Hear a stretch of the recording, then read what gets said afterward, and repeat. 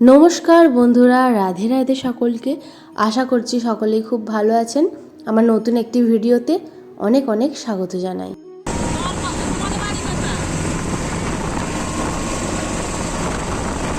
আজকে আমি একটা এমন জায়গায় চলে এসেছি, সেটা কোনো তীর্থস্থান নয়, কিন্তু কোনো তীর্থস্থানের থেকে কম নয়। হ্যাঁ বন্ধুরা, আজকে আমি চলে এসেছি আমাদের জেলা হাওড়া জেলায় উলুবেড়িয়া থানার অন্তর্গত করাতবেড়িয়া গ্রামে।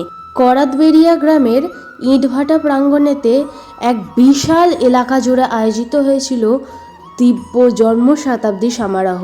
কিন্তু কার জন্ম শতাব্দী সমারোহ?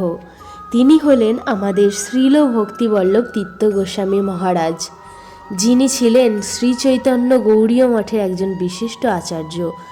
তিনি ভক্তিদায়িতা মাধবের শিষ্য ছিলেন এবং শ্রীকৃষ্ণ চৈতন্য মহাপ্রভুর গুরু পরম্পরার একাদশ আচার্য ছিলেন।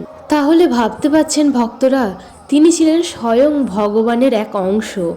শ্রীল ভক্তিবল্লভ তীর্থ গোস্বামী মহারাজের সম্পর্কে আপনারা যদি আরও বিস্তারিত জানতে চান, তাহলে আপনারা যে কোনো গুগল পেজে গিয়ে সার্চ করতে পারেন, আর সেখানে বিভিন্ন ওয়েবসাইট দিয়ে দেয়। আপনারা আরও বেশি করে ডিটেলসে পুরো জানতে পারবেন শ্রীল ভক্তিবল্লভ তীর্থ গোস্বামী মহারাজের সম্পর্কে। এই দিব্য মহাপুরুষের জন্ম শতাব্দী সমারোহের জন্যই গৌড়ীয় মঠ তথা মায়াপুর, পুরী, বৃন্দাবন থেকে শয়ে শয়ে হাজারো সন্ন্যাসী মহাপ্রভু মহারাজের আগমন ঘটেছিল। আপনারা দেখতে পাচ্ছেন সেই ছবি এবং দেখতে পাচ্ছেন কত কত মহাপ্রভুর এখানে আগমন। আপনারা যে এই রথটা দেখতে পাচ্ছেন গোলাপি রঙের, এই রথে করেই মহারাজ এসেছেন এবং এটা কোনো ধাম না হওয়া সত্ত্বেও কিভাবে একটা ধামে পরিণত হয়েছে সেটাই আপনারা এই ভিডিওর মাধ্যমে আজকে দেখুন। সাধনার রথে কৃষ্ণ কীর্তন ধনুকে জুড়ি ধ্যানবান, প্রকৃতির আবরণ করি খান খান, ভেদ করি জাগরণ, সপ্ত সুষুপ্তি চেতনের রাজ্য এক পাইবে অচিরে। ভগবান কৃষ্ণচন্দ্র।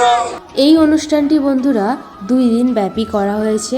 প্রথম দিন ছিল নগর সংকীর্তন, যে দিন মহাপ্রভুর আগমন হলো, আর আজ ছিল ধর্মসভা। এখানে দেখতে পাচ্ছেন প্রচুর পরিমাণে ভিড়, আর মাঠের ওই পাড়টায় খাওয়া দাওয়ার ব্যবস্থা করা হয়েছে। এখানে সবাই ধর্মসভায় বসে গেছেন। শুরু হয়ে গেছে ধর্মসভার বিভিন্ন আলোচনা এবং এখানে আমরা প্রবেশ করে গেছি। এখানে সিকিউরিটি গার্ড, বডিগার্ড এবং বিভিন্ন রকমের সুপরিষেবা ব্যবস্থা ছিল। যারা বৃদ্ধা আছে, যাদের বসার সমস্যা রয়েছে, তাদের জন্য চেয়ারের ব্যবস্থা, সমস্ত রকমের ব্যবস্থা এখানে করা হয়েছে। প্রচুর পরিমাণে ক্যামেরা, লাইটিং, আর আপনারা প্যান্ডেলটা দেখতে পাচ্ছেন কতটা বিশাল এরিয়া জুড়ে। বিশাল এরিয়া জুড়ে এই আয়োজনটি বন্ধুরা করা হয়েছিল। সমস্ত আয়োজনটা প্রায় কয়েক কোটি টাকা দিয়ে করা হয়েছিল। হ্যাঁ বন্ধুরা, লাখেও নয়, এটা কয়েক কোটি টাকা খরচা করে এই ব্যবস্থা করা হয়েছিল। তো বন্ধুরা, এবার আমার ভিডিওটা আপনারা পুরোটা দেখতে থাকুন এবং আনন্দ করতে থাকুন। আমার এই ভিডিওটা যদি আপনাদের ভালো লাগে তাহলে একটা লাইক করবেন, চ্যানেলে নতুন হয়ে থাকলে চ্যানেলটিকে সাবস্ক্রাইব করে পাশে থাকা বেল আইকনটা প্রেস করবেন, আর কমেন্টও করতে পারেন আপনারা। তো বন্ধুরা, আপনারা এবার ভিডিওটা আনন্দ করুন।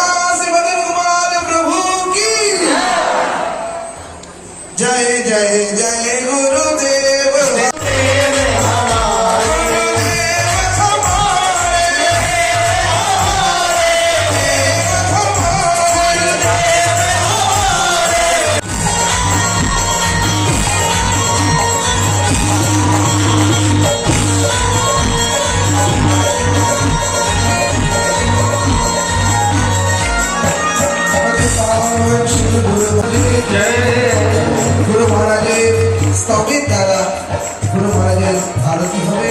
আপনারা সবাই গুরু মহারাজের স্তব নাম করুন। শ্রীমান শামসুন্দর প্রভুর সাথে।